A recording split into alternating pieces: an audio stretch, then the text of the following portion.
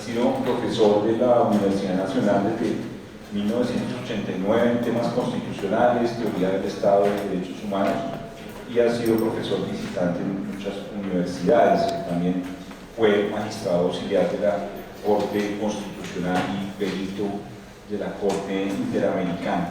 Actualmente es profesor de la Universidad Nacional y investigador del Centro de Estudios de Derecho, Justicia y Sociedad de Justicia.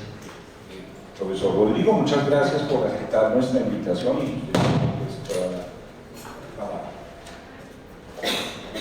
Bueno, buenos días a todas y todos.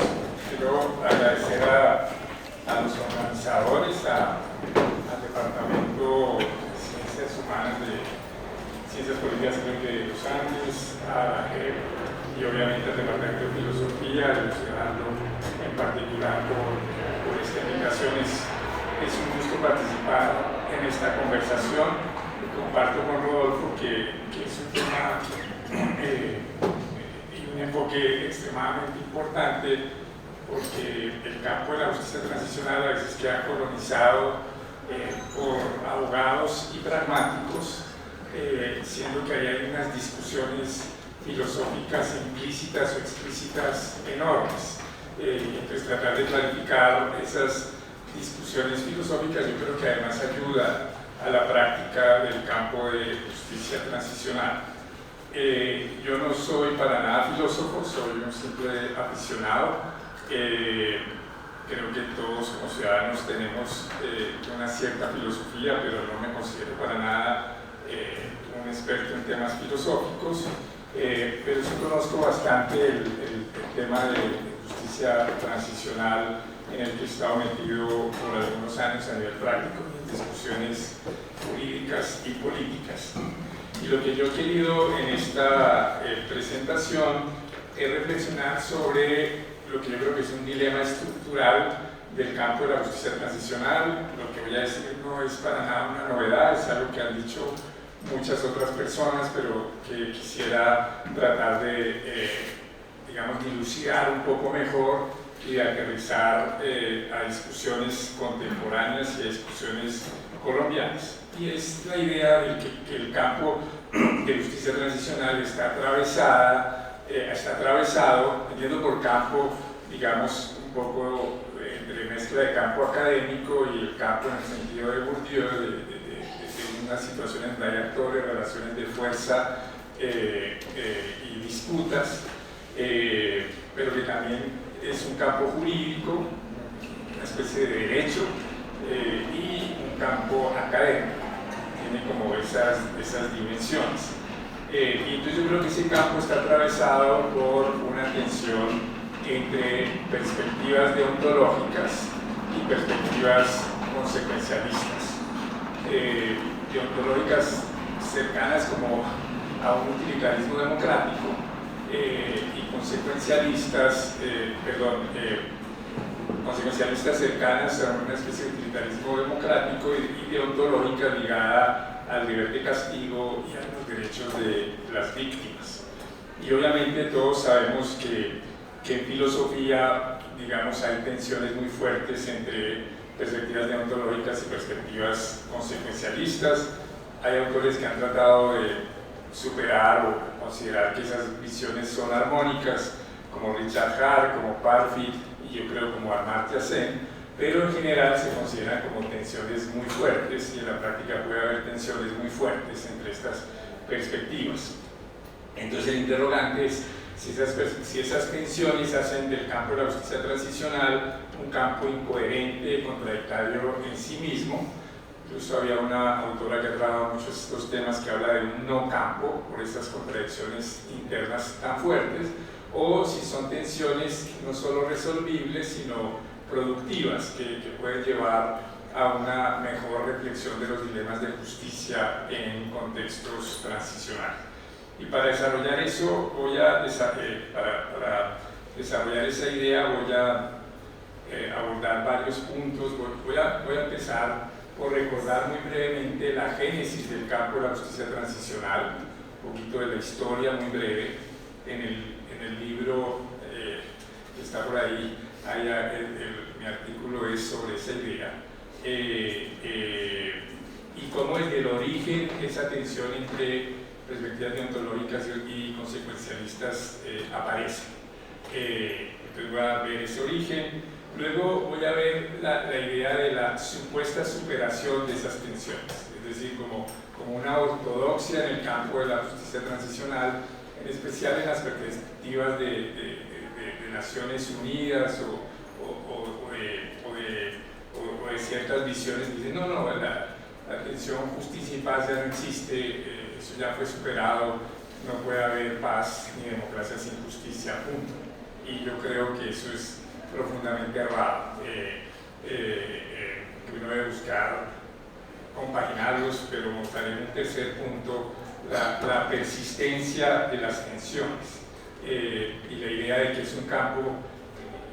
Esto que les voy a exponer nace de conversaciones con muchas personas con que he discutido estos temas, tanto de justicia como por fuera de ella, especialmente con uno que es como mis maestros para pensar estos temas, que es Iván Orozco, y él plantea que este es un campo lleno de dilemas trágicos, o sea, es un campo de tragedias, en el sentido más clásico de los griegos, es decir, conflictos de valores irresolvibles, en donde finalmente hay un valor que le pega duro a otro valor.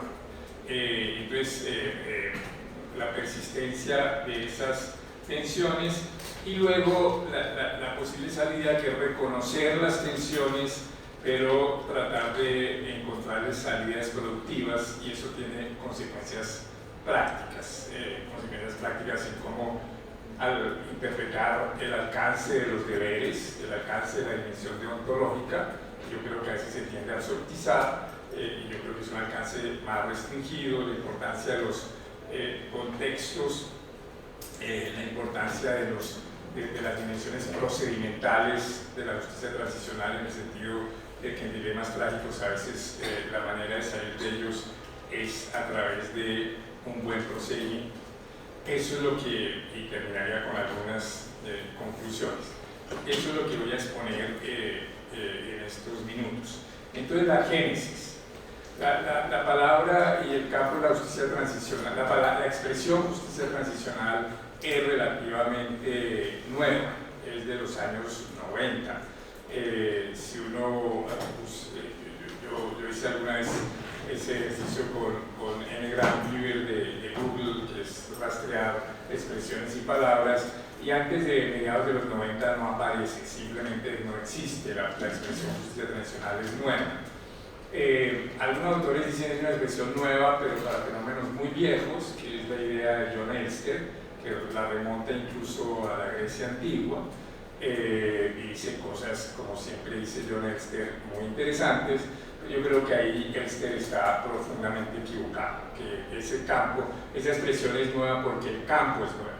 Y el campo es nuevo porque no solo tiene que ver con una idea central, que es el dilema de qué hacer con las atrocidades masivas ocurridas cuando se está en una transición de un régimen a otro, o de la guerra a la paz, o de la dictadura a la democracia, que serían las grandes transiciones, que ese sí es un dilema viejo. Pero lo que es nuevo es que ese dilema ocurre en un contexto en que en el derecho internacional y en la conciencia ética global, al menos hasta recientemente, de hace 3 años para acá uno ya no estaría tan seguro, pero en la conciencia ética global hay la idea de que las víctimas tienen derechos, el ascenso del estatus de la víctima en las teorías de la justicia y en el derecho internacional. Un paréntesis, ustedes leen los grandes textos de teoría de la justicia, la víctima no aparece, el Rawls no aparece, el Nozick no aparece, o sea, es justicia distributiva. Y en las grandes versiones marxistas la víctima no aparece, lo que hace es clases sociales y sujetos revolucionarios. En los últimos 30 años la víctima entra en la discusión ética global y se vuelve uno de los centros de la discusión ética global.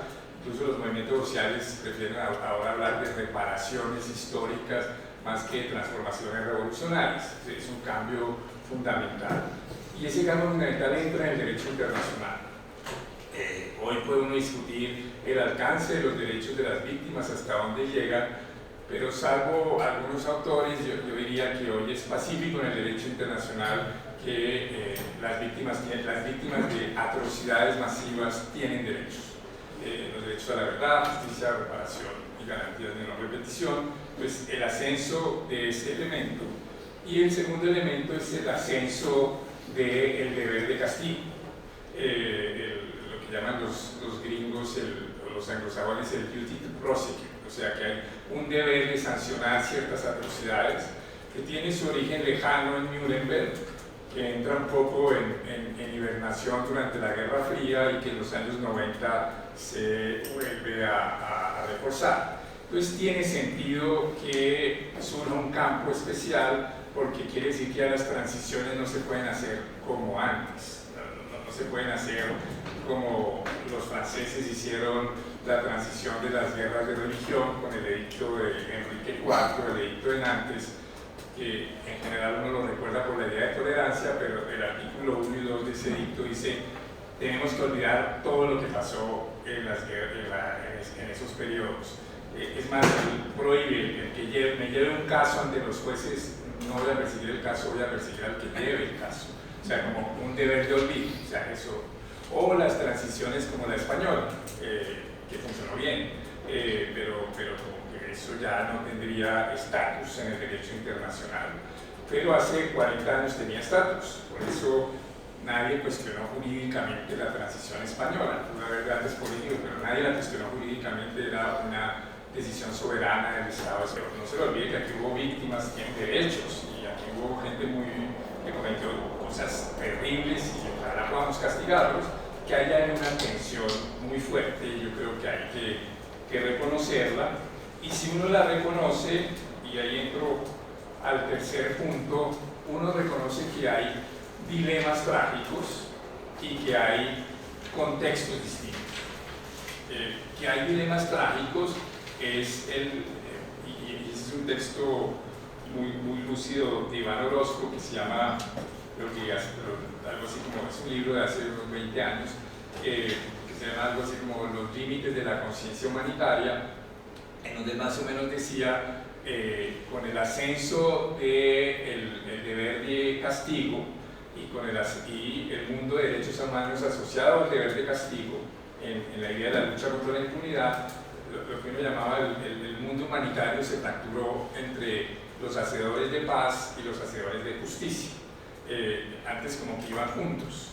Creo que la gran paradoja en eso es Amnistía Internacional. Se llama Amnistía Internacional y está en contra de las amnistías. No deja de tener algo de ironía. O sea, fue para controlar los excesos del Estado y liberen los presos políticos, que no haya presos políticos y amnistía, y ahora no puede haber amnistía porque es un crimen internacional. Y con buenos argumentos, no digo que sean malos argumentos. Pero yo creo que negar esa tensión lo lleva a uno a estos dilemas, y ahí me pongo un tris anecdótico. Alguna vez cuando estábamos empezando a discutir el modelo yo obviamente aquí tengo sesgos porque estuve involucrado en todos los debates de la paz en Colombia, y cuando estábamos en esas primeras discusiones yo estuve con dos altos de Human Rights Watch hablando del tema, y más o menos yo les dije: mire, con la visión que ustedes tienen de lo que hay que hacer en Colombia, de todos los responsables de atrocidades de las FARC, del crimen internacional de las FARC, todos hay que juzgarlos y todos tienen que tener cárcel. Simplemente la paz negociada con las FARC es imposible, simplemente no es posible. Y entonces ellos me respondieron: pero es que ese no es nuestro problema. Y yo le dije: pero sí es el mío. Es decir, esa es como la tensión. Y yo estaba en una reunión con gente de Naciones Unidas, y entonces yo estaba defendiendo que no había un principio, que sí había unos principios o sea, que sí existía el duty, el deber de castigo. Yo reconocía eso, hay juristas que no lo reconocen, pero yo sí lo reconocía. Pero yo decía, eso en términos filosóficos o de teoría jurídica, es en términos de un autor como Robert Alexy, un principio, es decir, un mandato de optimización que puede entrar en colisión con otros principios y que uno busca realizar lo máximo posible, pero que no admite restricciones para maximizar otros principios. Que en nombre de la paz negociada uno podía reducir ese principio y decir, puede no haber sanciones de cárcel, puede haber sanciones alternativas, y puede no investigarse a todos, puede haber lo que llaman uno aquí renuncias en el modelo de la ley, renuncias condicionadas a la acción penal, y discutimos. Yo creo que la discusión, bueno, no hay evidencia de lo que sucedió, entonces es mi versión, pero yo creo que la discusión argumental la gané yo, como diciéndoles, eso que ustedes plantean es imposible en Colombia y va a ser la paz imposible. Y la discusión se cerró y me dijeron, claro, Rodrigo, lo que pasa es que tú eres un pragmático y nosotros operamos con principios. Bueno, el pragmatismo tiene sus principios, sería bueno que hicieran cursos de filosofía, pero bueno. Quiero decir que ese es como el consenso en el mundo de Naciones Unidas o en ciertos sectores de Naciones Unidas y en ciertos sectores del mundo de derechos humanos. Y por ejemplo en el sistema interamericano se consolida, yo no creo que en el contenido de la sentencia, pero en párrafos de la sentencia célebre del caso Barrios Altos contra el Perú, la Corte Interamericana. Ese caso, si ustedes recuerdan los hechos del caso, estoy totalmente de acuerdo con la decisión de la Corte Interamericana, pero no con el párrafo como que la justifica. Ese caso es donde la Corte Interamericana decide que viola la Convención Americana, una ley que daba amnistía por los asesinatos ocurridos en Barrios Altos.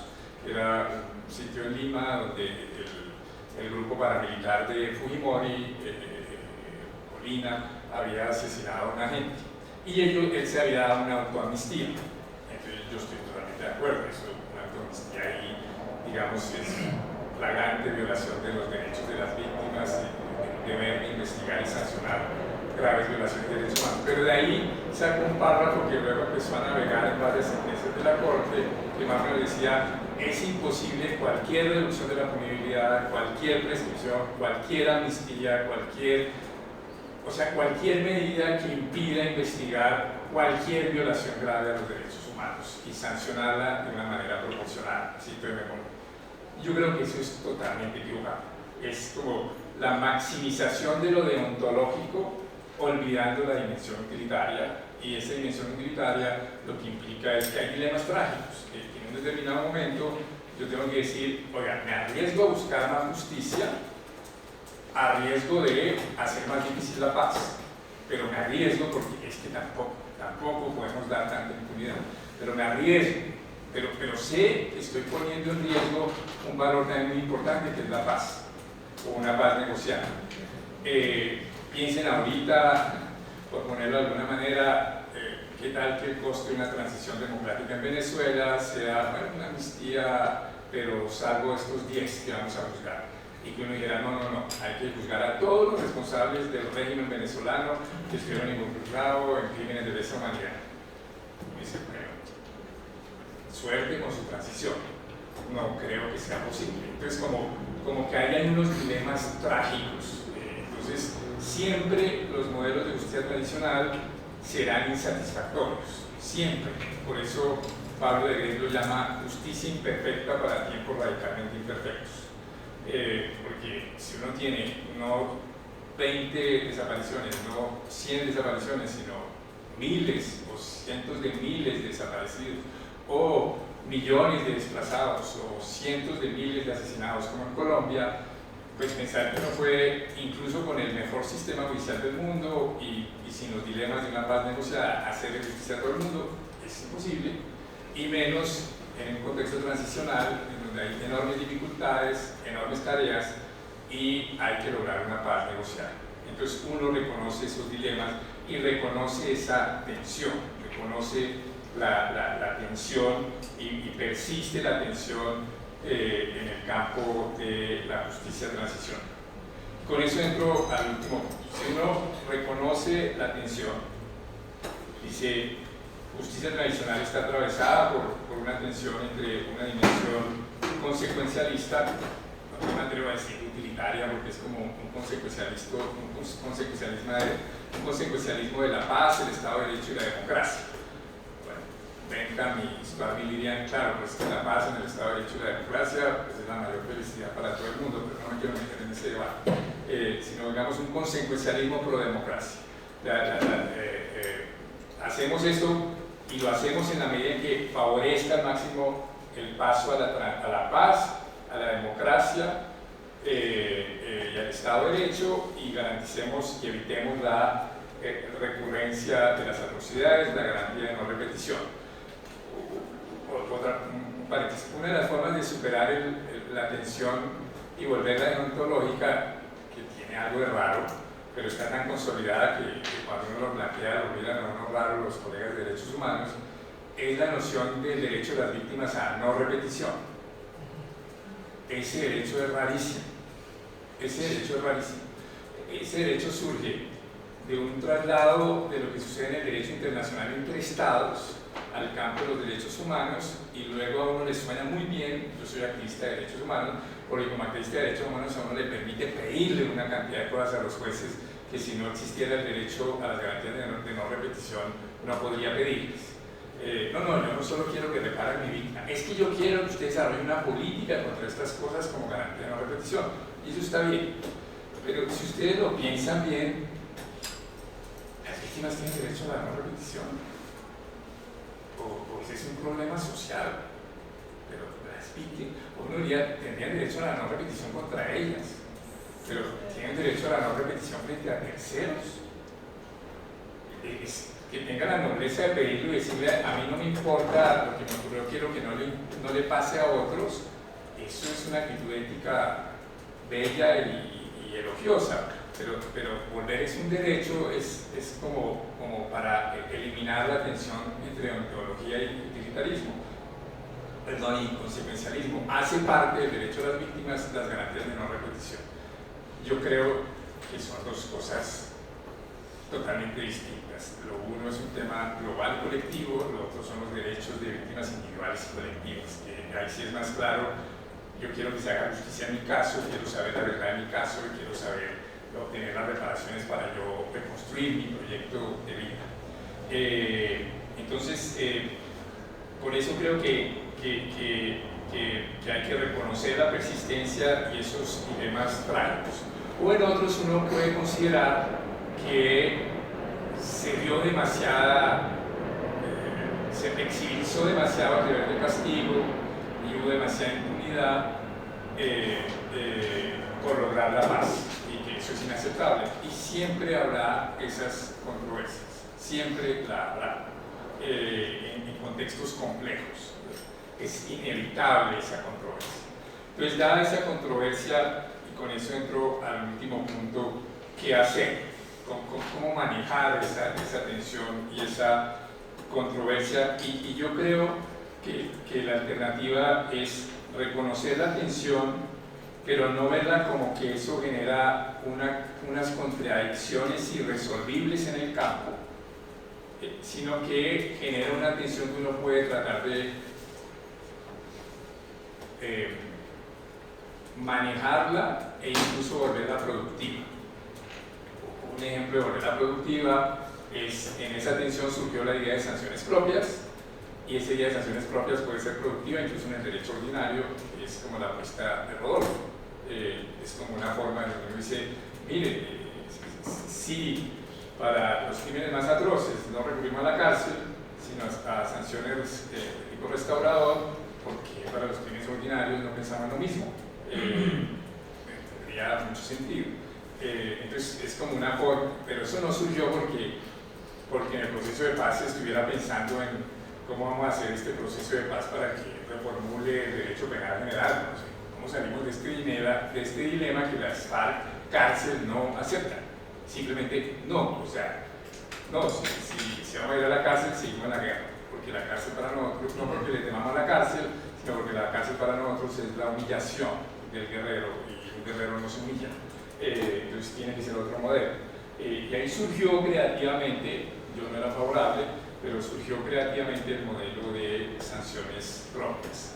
Entonces uno puede hacer de eso como un modelo, digamos, de esa tensión del campo de la justicia transicional entre las dimensiones consecuenciales y las dimensiones deontológicas, sin tratar de llegar a la sofisticación de Padfield, de reformular 30 veces el imperativo categórico, a ver cómo armoniza uno lo deontológico y lo consecuencialista, sin meterse en eso, con el pragmatismo que nos caracteriza a los abogados, decir, bueno, uno puede volver eso productivo, pero poner cautelas. Yo lo que voy a señalar es las cautelas y ponerlo productivo. La primera cautela es reconocer que uno aquí persigue unos ciertos valores universales, pero que el contexto nacional e histórico es claro y que los valores universales que uno debe perseguir en justicia tradicional no pueden ser tan fuertes que impidan tomar en consideración, o sea, la dimensión deontológica de la justicia tradicional no puede ser tan fuerte que impida tomar en consideración las particularidades del contexto. Pongo el ejemplo. Los argentinos optaron por un modelo extremadamente punitivo de justicia transicional. Inicialmente más acotado, juzgaron a los generales de la Junta, y eso era lo que planteaba Nino, pero luego vinieron las leyes de punto final y de obediencia debida, luego vinieron los indultos de Menem a los miembros de la Junta, y luego hubo un movimiento muy fuerte de la sociedad civil contra todo eso. Y todo eso, desde los indultos hasta las leyes de obediencia debida y de punto final, se volvieron para los argentinos leyes de impunidad. Y para ellos había que juzgar a todos los militares involucrados en el terrorismo de Estado. Y no se les podían dar beneficios. Esa idea de contribuyan a la verdad y van a tener... No, esa idea es extraña al movimiento de derechos humanos argentino. Y yo respeto eso. Pero yo lo que digo es, ese no es el modelo universal. Ese no es el modelo universal. El modelo de otras sociedades como la colombiana puede ser, no, nosotros nos vamos por un modelo en que admitimos ciertos intercambios de verdad, tránsito a la paz y de cumplimiento de ciertas condiciones y de concentración en ciertos actores, los más malos, por ponerlo simplemente, los máximos responsables, con el fin de permitir una paz negociada y con el fin de producir mucho más verdad que la que se pudo producir en Argentina. Y entonces uno dice, ¿cuál de esos es mejor y cuál es peor? Y yo digo, son distintos, y no puede uno decir que uno es mejor o peor que el otro, sino que son distintos en contextos nacionales distintos. Los argentinos nos van a decir, uy, pero ustedes van a permitir que personas que hicieron falsos positivos no pasen un día en la cárcel. Yo les digo, sí. Y yo les puedo decir, y ustedes, infinidad de desaparecidos no lograron esclarecer dónde estaban. Y nosotros hemos logrado esclarecer infinidad de desapariciones gracias a las contribuciones de los victimarios.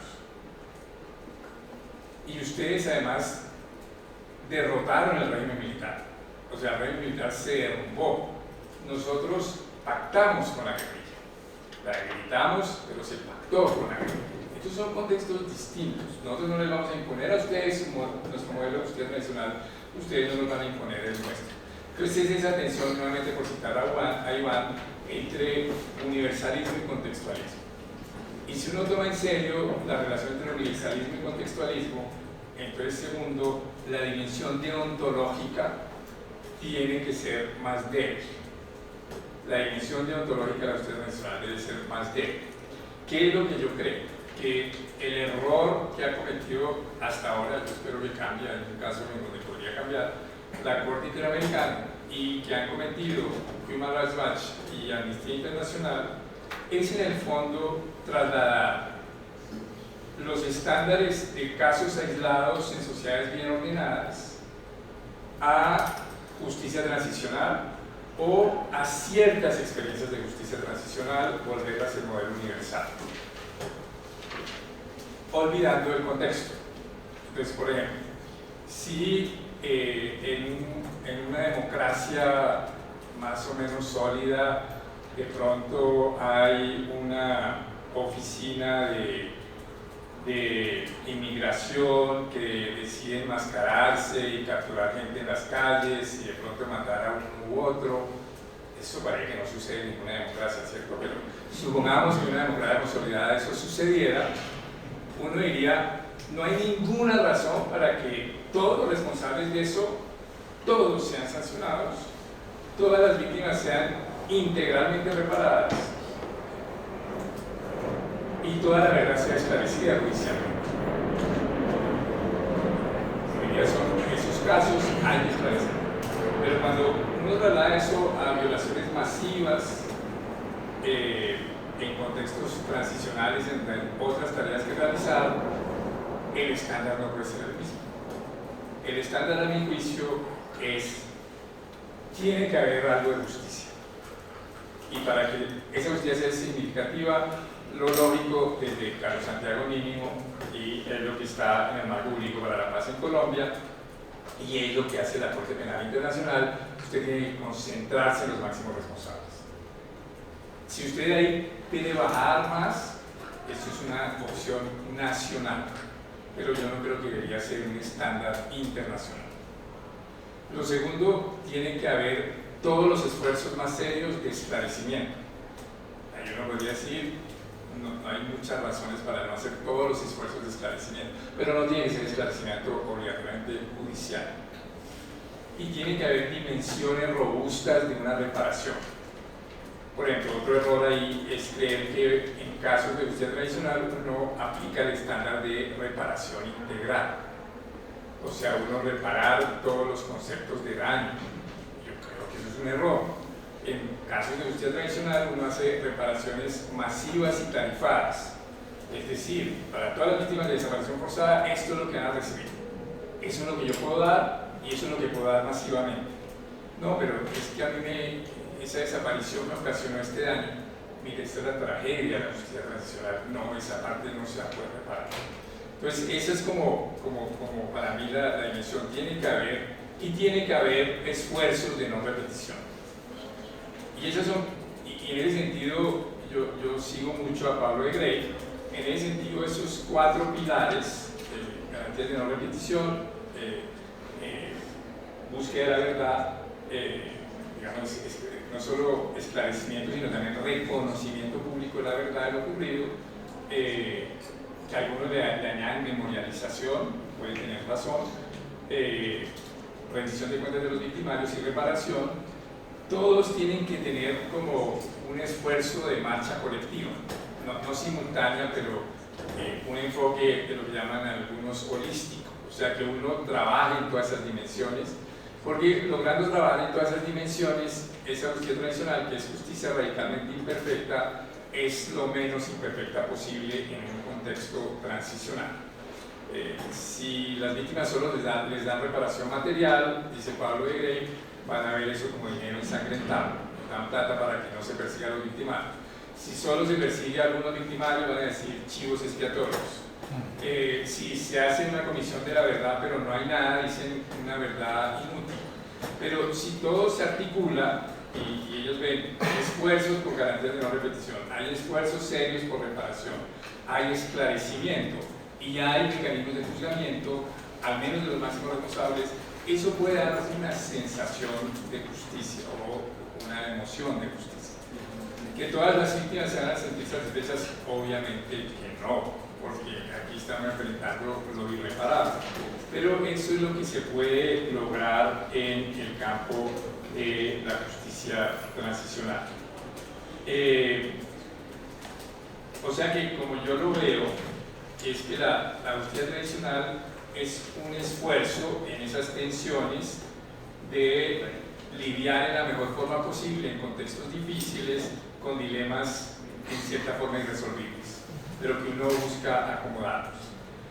¿Qué puede darle a eso la mayor legitimidad posible?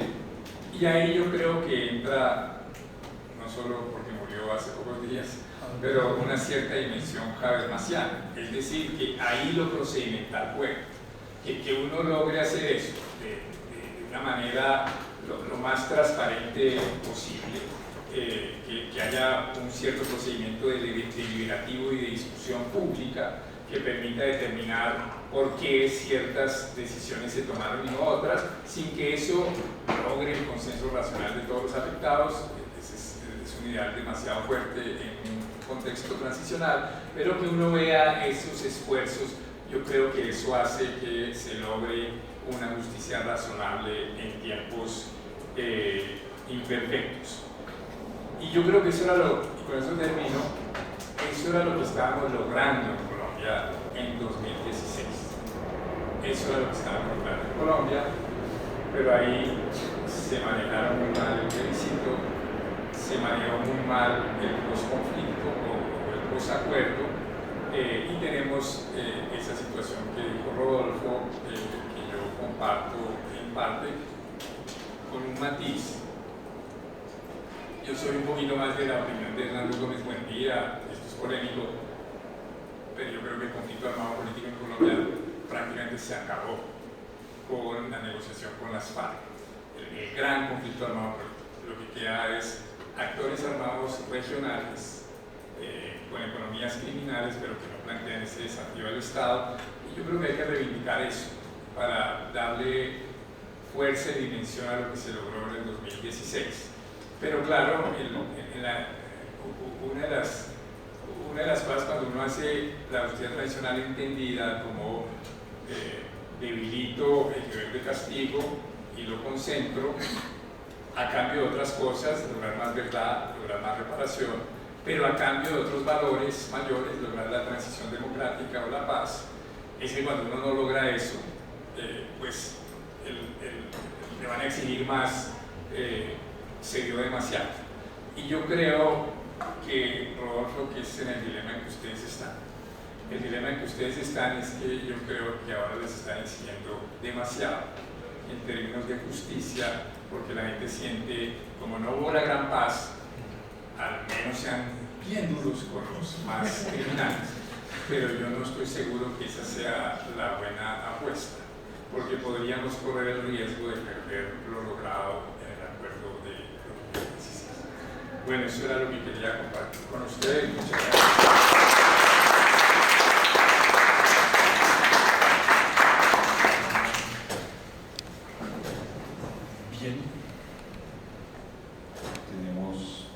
Carolina. Sí, por allá. No, digamos, una pregunta es como, no hay como un problema incluso más primigenio en todo esta, digamos, en el diseño de la JEP y en el diseño del Tratado de Paz, que es la convivencia entre justicia y paz y la JEP. ¿Sabes qué? Y estoy pensando todo en el caso Magnus. Y es como justicia y paz es demasiado consecuencialista. Es como, desmovilícese y ya.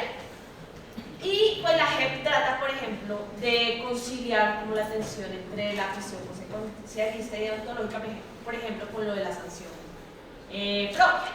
Entonces es como un poquito de justicia en el sentido de vamos a decir la verdad y toda esta cuestión, pero también vamos a presentar una sanción alternativa. Pero esa convivencia inicial entre estos dos sistemas, en donde incluso la JEP se ha atrevido a decir que, digamos, que es un sistema, que JEP y justicia y paz son un sistema de justicia transicional, con todos los reparos que puede tener hablar de justicia y paz como sistema transicional.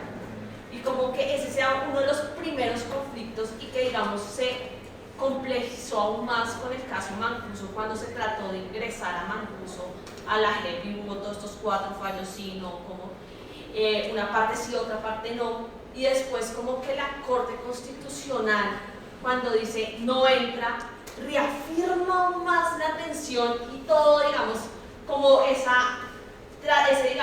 intento de la JEP porque la tensión entre esa cuestión consecuencialista y la cuestión deontológica como que se equilibre, la rompe totalmente la Corte con esa decisión. O sea, es como que pareciera que el diseño de tratar esta tensión estuviera herido de entrada por la convivencia de estos dos sistemas. y no solo por lo del plebiscito.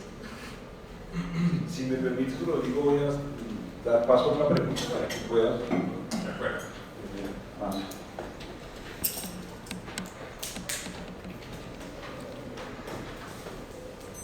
Gracias. Bueno, mi pregunta es sobre un punto que el profesor Rodrigo tocó sobre cuando las garantías de no repetición, particularmente aplicadas a las víctimas, pues toman cuerpo de un cuerpo tercero, de la sociedad, de la comunidad política en general. Pues quisiera, no sé si eso se responde desde la teoría jurídica o desde dónde, eso porque es problemático, porque de golpe cuando yo pienso en esa idea, pienso que aquí justamente en ese traslado del derecho particular al derecho colectivo de la no repetición está presente ambas partes del tema, está la visión deontológica y la visión consecuencialista. Pues digamos que en un lado pues a la víctima se le asegura que no se le va a repetir, y por el otro lado se refortalece, si se quiere, el tejido democrático, una vaina así como que pues, la sociedad no tiene al menos ese problema. Entonces quisiera saber si puede por favor desarrollar un poco más eso. Gracias. Sí, pues, bueno, muy bien las dos preguntas. La primera, yo no me quedé más en la discusión más abstracta del debate de justicia transicional y menos en el caso colombiano. Las referencias del caso colombiano fueron más ilustrativas y anecdóticas, pero no pretendía hacer una charla sobre la experiencia de justicia transicional en Colombia. Yo creo que, pero tiene razón, pero yo lo enunciaría un poquito distinto. Yo creo que una de las complejidades de Colombia es que vamos a tener hemos tenido una justicia transicional con vocación de permanencia, y eso es como una contradicción en los términos. La justicia tradicional tiene una vocación transicional, transitoria.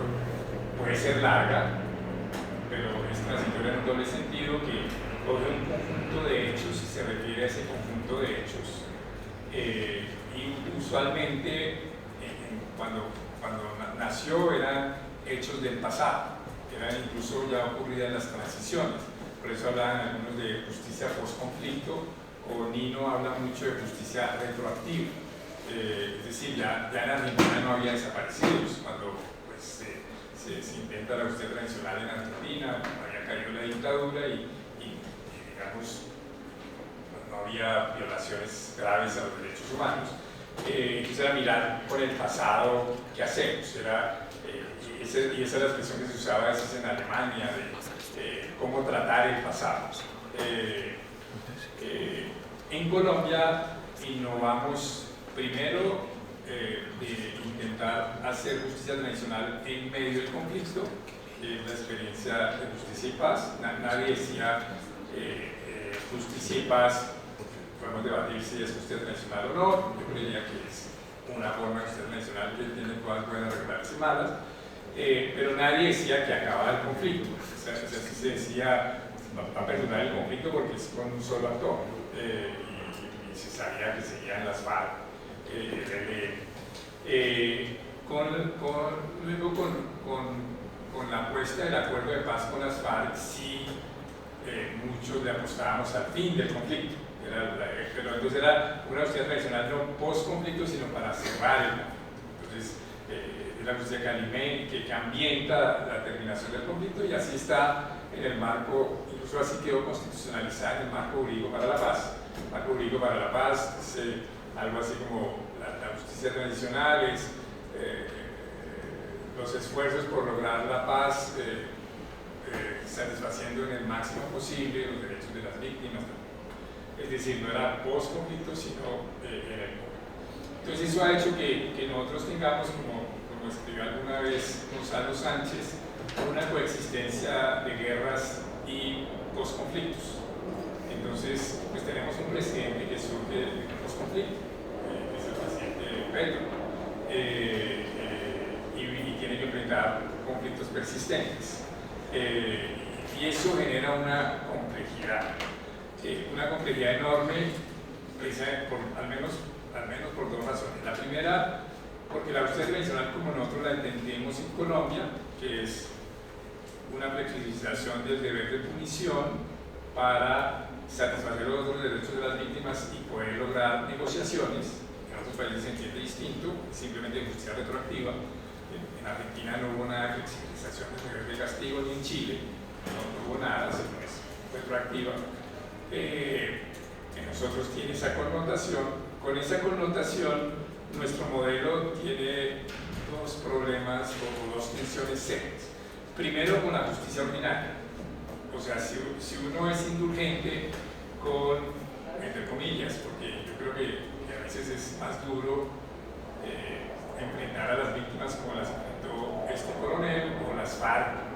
Yo creo que lo que han hecho los excomandantes de las FARC es impresionante, digamos, en términos de. Yo fui revolucionario 40 años, hice la guerra y ahora tengo que decir las atrocidades que hicimos. Reconocer eso es durísimo. Pero uno dice, para el ciudadano corriente, sí, pero no van a la cárcel. Lo demás es carreta, no van a la cárcel.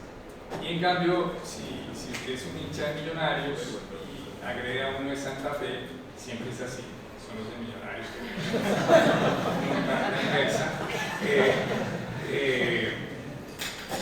que ese hincha de Millonarios se va 10 años a la cárcel. Algunos santafereños más radicales que yo diría bien merecidos, pero no. Uno dice, ¿cómo así que él va 10 años a la cárcel y este no? Y hay una tensión con el principio de igualdad en la ley penal ordinaria. Entonces, si uno mantiene eso mucho tiempo, la gente empieza a preguntarse. Cuando empezaron las primeras negociaciones de penas, había un magistrado de la Corte Suprema que decía, es que con esta política que están haciendo, esto está resultando mejor delinquir al por mayor que al por menor, les sale a uno más barato. Y ya hay algo de eso, y eso no es menor para el Estado de Derecho. Pero la segunda es en tiempos imperfectos. Y yo creo que eso era y con eso termino, eso era lo que estábamos logrando en Colombia en 2016. Eso era lo que estábamos logrando en Colombia, pero ahí se manejaron muy mal el plebiscito, se manejó muy mal el posconflicto o el posacuerdo, y tenemos esa situación que dijo Rodolfo, que yo comparto en parte, con un matiz. Yo soy un poquito más de la opinión de Hernando Gómez Buendía, esto es polémico, pero yo creo que el conflicto armado político en Colombia prácticamente se acabó con la negociación con las FARC. El gran conflicto armado político. Lo que queda es actores armados regionales con economías criminales, pero que no plantean ese desafío al Estado. Y yo creo que hay que reivindicar eso para darle fuerza y dimensión a lo que se logró en el 2016. Pero claro, una de las cosas cuando uno hace la justicia tradicional entendida como debilito el deber de castigo y lo concentro a cambio de otras cosas, lograr más verdad, lograr más reparación, pero a cambio de otros valores mayores, lograr la transición democrática o la paz, es que cuando uno no logra eso, pues le van a exigir más, se vio demasiado. Y yo creo que, Rodolfo, que es en el dilema en que ustedes están.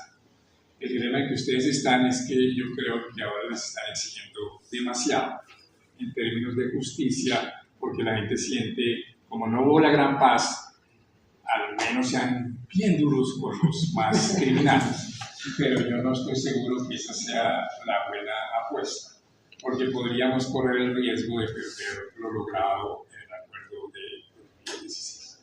Bueno, eso era lo que quería compartir con ustedes. Muchas gracias.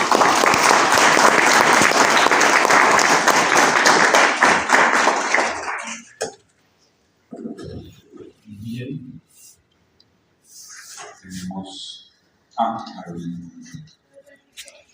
por allá. Digamos, la pregunta es como no hay ningún problema incluso más primigenio en todo esta, digamos, en el diseño de la JEP y en el diseño del Tratado de Paz, y es la convivencia entre justicia y paz y la JEP. ¿Sabes qué? Y estoy pensando todo en el caso Mancuso. Y es como justicia y paz es demasiado consecuencialista, es como, desmovilícese, ya. Y pues la JEP trata, por ejemplo, de conciliar como la tensión entre la cuestión consecuencialista y ontológica, por ejemplo, con lo de la sanción propia. Entonces es como un poquito de justicia en el sentido de vamos a decir la verdad y toda esa cuestión, pero también vamos a presentar una sanción alternativa. Pero esa convivencia inicial entre estos dos sistemas, en donde incluso la JEP se ha atrevido a decir que, digamos, que es un sistema, que JEP y Justicia y Paz son un sistema de justicia transicional, con todos los reparos que puede tener hablar de justicia y paz como sistema transicional. Y como que ese sea uno de los primeros conflictos y que, digamos, se complejizó aún más con el caso Mancuso, cuando se trató de ingresar a Mancuso a la JEP y hubo 224 fallos sí, no, como una parte sí, otra parte no, y después como que la Corte Constitucional, cuando dice no entra, reafirma aún más la tensión y todo, digamos, como ese intento de la JEP porque la tensión entre esa cuestión consecuencialista y la cuestión deontológica como que se equilibre, la rompe totalmente la Corte con esa decisión. O sea, es como que pareciera que el diseño de tratar esta tensión estuviera herido de entrada por la convivencia de estos dos sistemas. Y no solo por lo del plebiscito. Si me permite, Rodrigo, voy a dar paso a una pregunta para que puedas.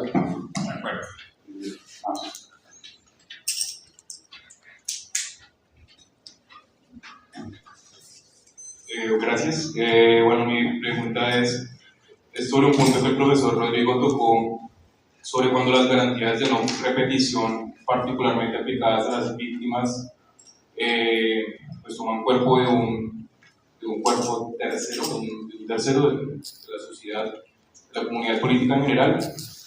Pues quisiera, no sé si eso se responde desde la teoría jurídica o desde dónde, eso porque es problemático, porque de golpe cuando yo pienso en esa idea, pienso que aquí justamente en ese traslado del derecho particular al derecho colectivo de la no repetición está presente ambas partes del tema, está la visión deontológica y la visión consecuencialista.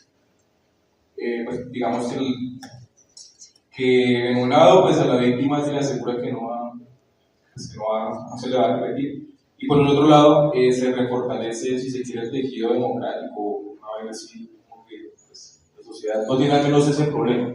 Entonces quisiera saber si puede por favor desarrollar un poco más. Gracias.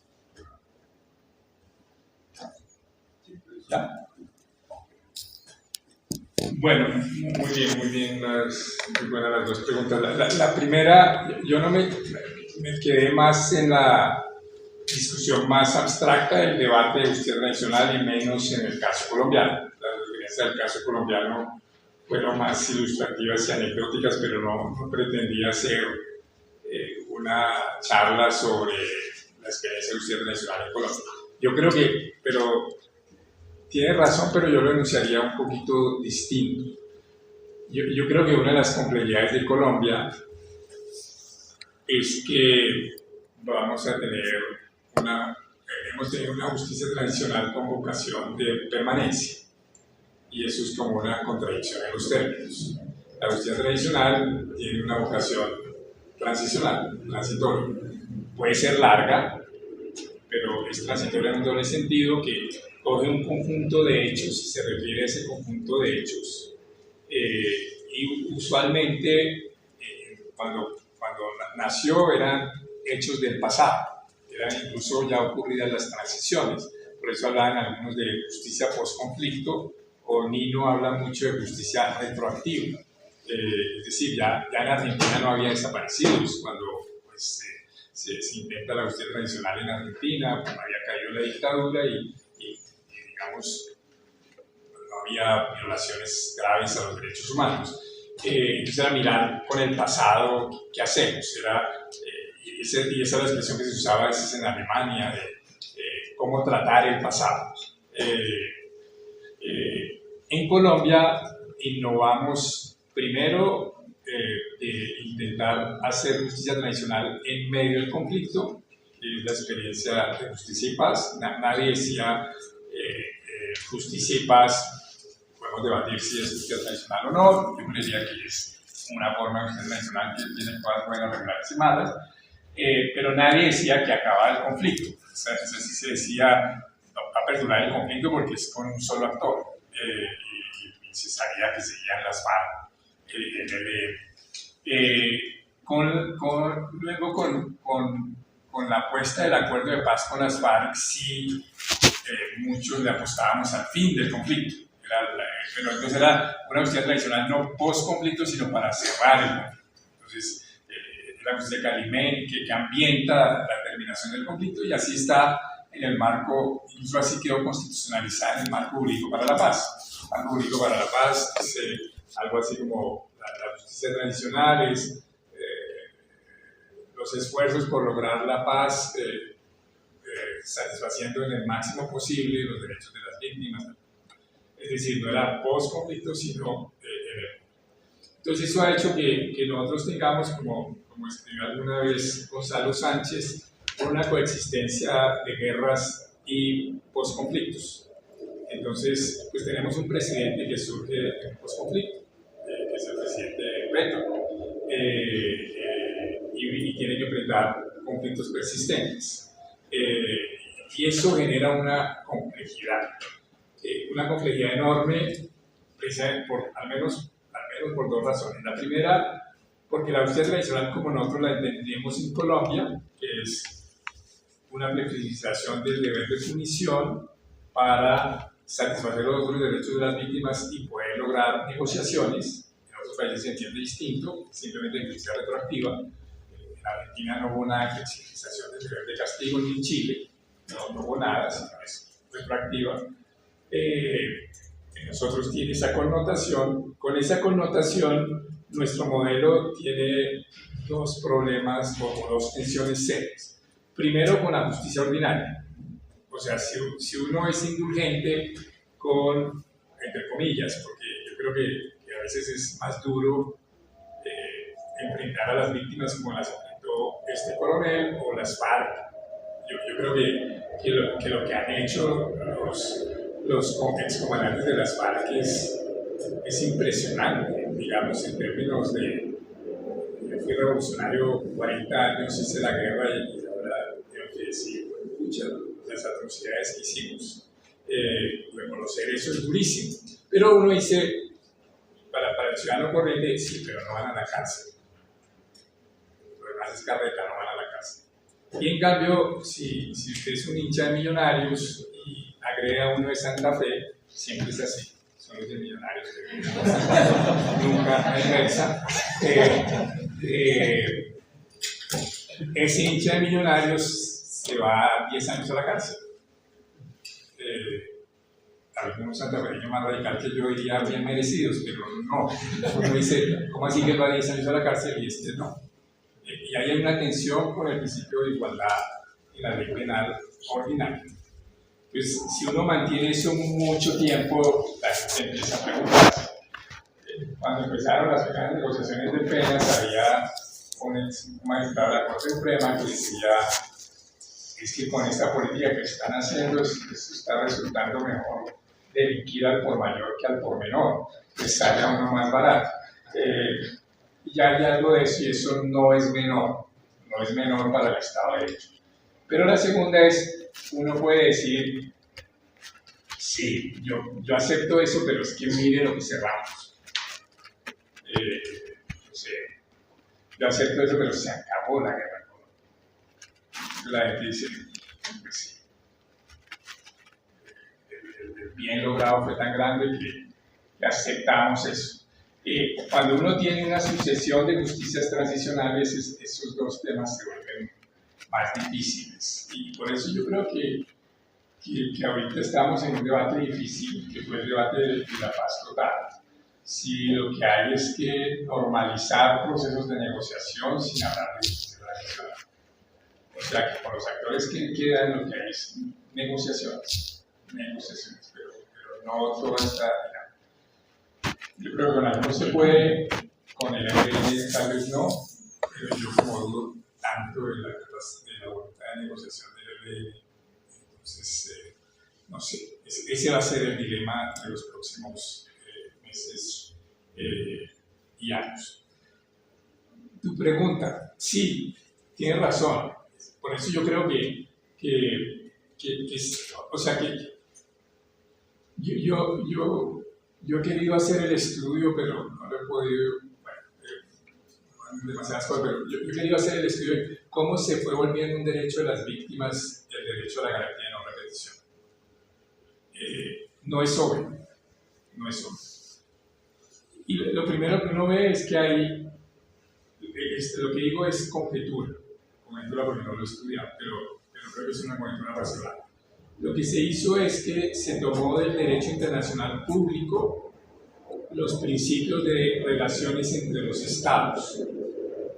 Y entonces en las relaciones entre los estados, cuando un estado viola, digamos, comete un acto ilícito contra otro estado, por ejemplo, no sé, el bombardeo en Colombia en el campamento de Reyes en Ecuador, es un hecho ilícito. Entonces, lo que establecen los principios de responsabilidad entre los estados es los estados tienen que reparar. La reparación usualmente pasa a veces por indemnizaciones, pero muchas veces es simbólica, son de disculpas. Tienen que hacer algo que uno llama cesación. Pare, o sea, lo primero es que pare, no siga. O sea, Estados Unidos no siga bombardeando Irán, pare, Rusia no siga atacando Ucrania, pare. Y lo tercero es dar una garantía de no repetición. Y ahí tiene todo el sentido porque el sujeto que exige fue la misma persona que fue violentada y es el mismo que se va a ver beneficiado. Entonces, que la garantía de no repetición haga parte de la reparación de violaciones del derecho internacional entre Estados, tiene todo el sentido del mundo. Y entonces lo que se hizo, creo yo, fue trasladar eso en bloque a derechos humanos. Entre las víctimas de graves violaciones de derechos humanos tienen los derechos a la reparación, como los estados, porque es derecho internacional, y esos derechos a la reparación incluyen la garantía de no repetición. Pero ahí, conceptualmente, la cosa es enredada, porque en el derecho internacional de los estados, el mismo sujeto afectado es el que se va a beneficiar de la garantía de no repetición, y entonces tiene como derecho a exigirla. Pero en esta, ¿yo qué derecho tengo para exigir? Éticamente podría decir, como yo lo sufrí, lo puedo exigir para otros. Si a mí me torturaron, ¿yo qué derecho tengo a exigir para que no haya más torturas en Colombia? Conceptualmente. Yo creo que poquitico. Ahora, repito, yo no voy a pelear eso a nivel jurídico. A mí me encanta a nivel jurídico, porque a nivel jurídico es un argumento central para uno ante la Corte Interamericana, o si vamos a la JEP o a uno a la Corte Constitucional, hacer litigio estratégico y pedir cosas buenas para una comunidad. Pero conceptualmente es muy complicado. Yo creo que sí se vio también como una forma de armonizar lo deontológico y lo consecuencialista. Mire que usted, pero el error, digamos,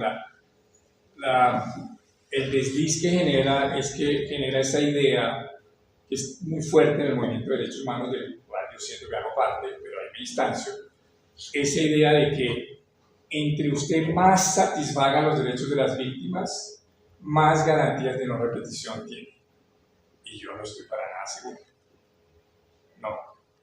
Si usted satisface los derechos de las víctimas, entendido como los derechos más específicos, a que se haga justicia en su caso, a que su verdad se esclarezca y a que usted sea reparada, de ahí no se sigue obligatoriamente que entre más duro sea yo en eso, mejor garantía de no repetición voy a tener. Entonces yo creo que son dos cosas distintas, porque lo uno tiene que ver con la dimensión consecuencial y lo otro tiene que ver con la dimensión deontológica. A veces sí están ligados. Yo creo que en la larga duración, digamos, en 40 años uno podría decir, entre más justicia uno haya hecho, más sólida la democracia. Y hay alguna evidencia en esa dirección, alguna. No tan fuerte, yo quisiera creer que es así. Pero en el corto plazo no. En el corto plazo la tensión es enorme. La tensión es enorme. O sea, pongo ejemplos dramáticos. O sea, Venezuela. O Nicaragua, que en Nicaragua dijeran, mire, si buscamos a 5, se cae el régimen y logramos democratizar allá en Nicaragua, y uno dice no. Esas son las tensiones de los hacedores de paz y los hacedores de justicia. Entonces yo creo que hay que reconocer eso, no abdicar, no decir no va a haber nada de justicia y volvemos al modelo de Enrique IV de Francia o a la transición española. No, eso además hoy es, bueno, claro que con Trump todo es posible, pero eso además teórica, normativamente, uno diría hoy políticamente es imposible. Y yo creo que no es deseable, no es deseable. Yo he defendido ese movimiento a favor de las víctimas y a favor de la justicia, pero creo que el movimiento de derechos humanos ha hecho un paso demasiado fuerte y está generando problemas. A nosotros nos generó problemas. O sea, yo creo que una de las razones de la derrota del plebiscito fue Human Rights Watch. Una. La otra fue la arrogancia de los que defendíamos y los errores del gobierno Santos en la manera como manejó la campaña. Pero una de las razones fue Human Rights Watch. Uno leía Human Rights Watch y era igualito a lo que decía el Centro Democrático. O sea, era como calcado. Y desde su lógica de organización global podía tener algún sentido. Yo en su momento lo creí, ya no lo creo. Ese estándar es indefendible. Ese estándar de que frente a violaciones masivas de los derechos humanos uno tiene la obligación de juzgar a todos con penas proporcionales a la gravedad del crimen y reparar integralmente a todas las víctimas, es un estándar tan imposible que uno no puede sostener en estándares imposibles. Entonces uno tiene que tener una dimensión consecuencialista y decir hasta dónde llega el estándar. Entonces esa es como la respuesta. Dos preguntas rápidamente. Sí, digamos, empiezo por la última afirmación que es bien popular, lo de la definición de justicia transicional como una justicia imperfecta para tiempos imperfectos. No sé qué análisis se le merece que esta premisa pueda permitirles a estados en el marco de los litigios internacionales para asumir su responsabilidad, creo que tiene varios litigios abiertos ante la CIDH, como un comodín para no contribuir a la constante adaptación de estos sistemas para poder cumplir no solo con las víctimas, sino más bien con las garantías procesales. Es que siento que se mezcla un poco tanto el diseño de la justicia transicional, que ha tenido varios baches y varios límites que le han cerrado la puerta literal, coincido con la lectura sobre la Corte Constitucional, pero entonces, si efectivamente pueden los estados o no decir, bueno, o sea, ya que es imperfecto, pues no me puedo hacer responsable de falencias, cuando el Estado creo que sí tiene la capacidad, por lo menos a partir de denuncias de posibilidades de impunidad, hacer y actuar para no caer en eso, porque creo que hay un riesgo, o bueno, diferentes organizaciones han venido denunciando un riesgo de impunidad alrededor del sistema transicional, porque hay casos donde las víctimas no vienen de pasar por un sistema transicional, sino por dos, es decir, como una víctima aportó verdad en el marco de justicia y paz, pero que esa verdad no se tradujo en nada, y ahora en la JEP estamos esperando, es decir, es que hace poco estaba escuchando una de la CIDH donde efectivamente se le pedía al Estado a las víctimas una suerte de creer en la expectativa de la institucionalidad tal como está diseñada, ¿no? Entonces, digamos, primero esa pregunta. Y la otra, yo no soy tampoco filósofo, yo soy abogado. Tengo una duda, entiendo que en toda su disertación concluye con que ya este problema entre la selección está resuelto, pero digamos, ¿no cree un poco que el hecho de que aún haya reparos sobre la forma de selección de los máximos responsables y los avances en unos regímenes de condicionalidad estrictos de esas personas que no son halladas como máximas responsables. Es decir, eso puede ser una forma de dilucidar o equilibrar estas dos formas de selección. Hablo efectivamente desde la selección de todos y desde la selección de ninguno, es decir, centrarse en máximo responsable a la parte de que el régimen de condicionalidad estricto realmente implique una reparación, cosa que me llama mucho la atención porque ayer la profesora, no recuerdo el nombre, hablaba del paramilitarismo y de la nula reparación de las víctimas en el marco del paramilitarismo, pero entonces acá se avanza, pero entonces ¿cómo vemos el universo de víctimas en comparación con el porcentaje de reparación o no? Es decir, me parece una idea valiosa porque, es decir, el hecho de que no haya puedo equivocarme con esta afirmación. El hecho de que no haya ninguna sentencia de la JEP en firme alrededor de la renuncia a la acción de la persecución penal es una muestra clara no solo de inconformidad hacia esa forma de selección, creo yo, sino más bien hacia algo que refleja la no reparación. Es decir, si se avanza en la reparación de las víctimas, creo yo que esas medidas de la JEP hubiesen sido mayormente aceptadas porque se está trabajando la parte de la reparación. Ahora, eso hablando de lo que es reparable, que para mí son en los macrocasos territoriales donde es mucho más breve, pero cómo se repara macrocasos como el reclutamiento en la dinámica nacional. Es decir, hay todavía un inimaginario de formas de reparar en lo nacional que la JEP aún no sabe cómo, ¿no? Lo hablo, por ejemplo, en el macrocaso 03, que sería interesante. Ese caso, no quería profundizar en eso, pero claramente más colonial. Muy bien. Muy interesante los dos puntos. El primero, sí, los principios flexibles y no rígidos se prestan a que uno les tome más del pelo. Eso es cierto. Y ese es un poquito el argumento de Human Rights Watch y Amnistía Internacional. Si flexibilizamos el principio de que eventualmente puede haber, en términos de derecho internacional, el derecho colombiano, la denominación sería distinta, aquí no se llama la acción penal, pero en términos de derecho internacional son amnistías condicionadas, pero no generales, condicionadas por crímenes internacionales. Si uno admite eso, abrió el boquete y por ahí se mete todo. Y ese riesgo existe, pero el riesgo otro es que usted pone un principio incumplible y por consiguiente intolerable para un Estado que quiere hacer la paz o para un Estado que quiere enfrentar los dilemas de transiciones. Entonces yo creo que uno debe asumirlo como un principio, pero tomarlo con la seriedad de cualquier principio normativo. O sea, usted, Estado, tiene que mostrar las razones por las cuales usted no puede cumplir.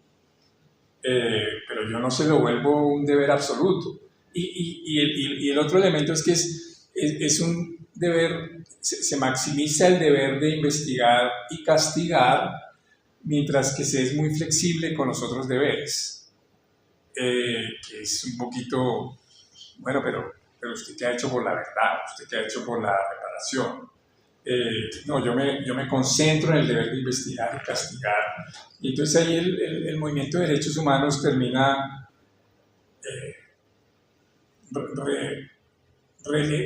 eso es lo que dicen algunos criminólogos argentinos, que es relegitimar el neopunitivismo. Yo creo que se les va un poco la mano, pero hay algo de eso. Y yo creo que eso no es bueno, pero hay ese riesgo. Y ese riesgo lo que implica es que los estados y las cortes miren con seriedad el alcance de ese principio.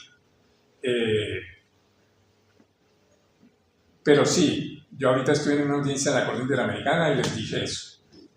La justicia tradicional es una justicia imperfecta para tiempos radicalmente imperfectos. No le apliquen a Colombia el parrafito de Barrios Altos. O si no, simplemente ustedes están eliminando la posibilidad de la paz en Colombia. Y yo lo creo profundamente. Que uno quisiera que fuera distinto, pues que todos los que cometieron atrocidades respondieran, pues sí. Pero en una paz negociada y frente a esas victimizaciones masivas, no se puede. Y además sí creo que tenemos que tener cierto orgullo de lo que hasta ahora se ha logrado. O sea, yo digo, muéstreme un país del mundo en que una guerrilla no derrotada diga lo que han dicho los excomandantes de las FARC. Para que han reconocido violencia sexual en sus filas. Muéstreme eso, o sea, muéstreme a Rodrigo Londoño, al comandante máximo de una guerrilla diciendo, no, esto que hicimos con los niños y niñas, esto no tiene, esto no tiene, sí, esto fue atroz. Eso para el tema de aclimatar la paz es mucho más importante que condenarlo a 30 años a la cárcel. Y que en la cárcel diga yo soy un revolucionario, como decía Abimael Guzmán en Perú. O sea, Abimael Guzmán gritando yo viva Sendero Luminoso, o los líderes de las FARC diciendo pucha, esta guerra se nos salió de las manos, como se salen de las manos las guerras. Entonces también reivindico ese modelo, un poco en los términos que señaló Rodolfo. El tema de la selección. Yo ahí tengo controversia con la JEP en la noción de condicionalidades estrictas. Yo no estoy de acuerdo con ese concepto. Yo creo, y Rodolfo no me tiene que responder porque se tendría que declarar impedido. Yo creo que la JEP tiene que evitar algo. Creer que ella es el sistema integral de verdad, justicia y reparación. No. La JEP es un tribunal para resolver la situación jurídica de los comparecientes, tomando lo más seriamente posible los derechos de las víctimas. Por consiguiente, la JEP no puede ponerse a decir, voy a juzgar más gente para que las víctimas obtengan reparación. No, por dos razones, porque eso no está en el acuerdo, y segundo, porque se olvida que es una justicia para la paz. Y la inseguridad jurídica que tienen hoy miles de desmovilizados de las FARC es enorme. Y esos miles de desmovilizados de las FARC, hay una cosa que saben hacer: la guerra. Y hay actores armados al ladito diciéndoles vuelvan a la guerra. Y no tienen seguridad jurídica. Son personas que salen y los paran y les dicen, usted tiene una autodetención. Entonces uno dice, ahí también hay un compromiso con la paz. Con darle seguridad jurídica a los comparecientes, aun si eso le molesta a las víctimas. Para eso son jueces. La belleza que uno tiene de ser juez es que uno puede quedar mal con todo el mundo y no lo pueden destituir. En eso consiste ser juez. Eso es la independencia judicial. Yo tomo decisiones. No le gusta, uno aspira a que le gusten a todo el mundo, pero uno a veces dice, esta sí no le gustó a nadie, pero aquí estoy. Como diría Samper, y aquí me quedo. Entonces, y lo que la gente debería decir es, fortalezca la reparación, fortalezcan mecanismos de verdad administrativos, pero no me carguen a mí eso. O sea, la gente debe resolver los temas jurídicos siendo lo máximo respetuoso a las víctimas, generando la justicia dialógica, y ahí se han logrado cosas importantísimas que yo he reivindicado mucho, pero creo que debe darle seguridad jurídica a los comparecientes para poder cerrar jurídicamente eso, y que le exijamos al Estado mecanismos complementarios de verdad, mecanismos de robustecimiento de la reparación. O sea, yo soy de izquierda, pero la debilidad de este gobierno de izquierda con la implementación del acuerdo de paz es algo extraordinariamente negativo. Entonces, como exigirlo, ya cumplan en esto, que la reparación se materialice más rápido, genere mecanismos de verdad. Por ejemplo, yo he planteado,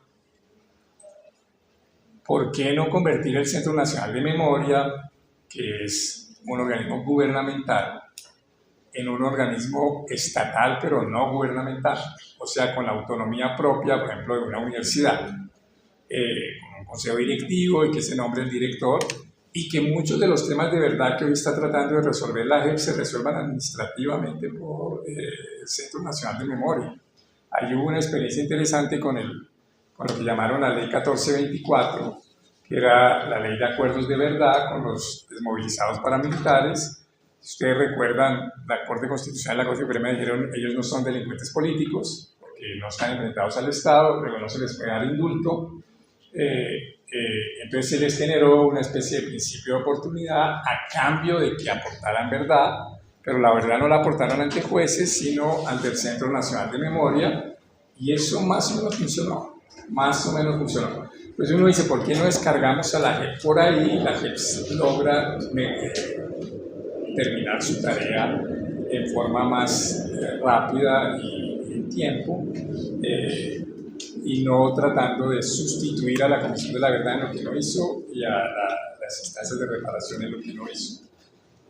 Y ahí es, digamos, donde yo sí distinguiría la sanción restauradora de la reparación. La sanción restauradora tiene una vocación a veces de reparar a las víctimas, y ojalá a veces lo haga, pero su propósito no es reparar. Su propósito es que rindan cuenta a los responsables. Si eso ayuda a reparar, tanto bien, pero la reparación para las víctimas va por otro lado en el sistema integral, y eso tiene todo el sentido del mundo para no sobrecargar a la JEP con esa tensión tan fuerte. Y eso es lo que permite que pueda haber justicia restaurativa, a pesar de que son crímenes de sistema, crímenes de masa. La justicia restaurativa originaria es una justicia restaurativa interpersonal. Y esa era mi dificultad con la noción de justicia restaurativa para crímenes de masa. La justicia restaurativa era, no sé, yo salgo a la calle, soy un adulto mayor, voy con Rodolfo, vamos charlando, nos atracan unos muchachos jóvenes, y nosotros quedamos traumatizados. Y decimos, no volvemos a salir a la calle.